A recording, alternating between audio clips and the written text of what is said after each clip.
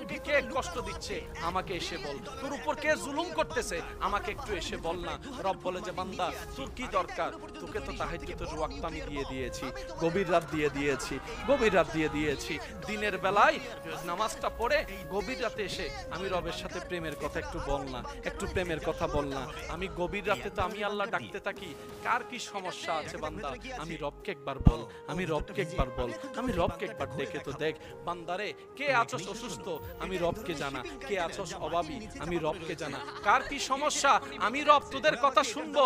রব ডাকতে থাকে, রব ডাকতে থাকে, আপনি আমি ঘুমাইতেই থাকি, ঘুমাইতেই থাকি, ঘুমাইতেই থাকি।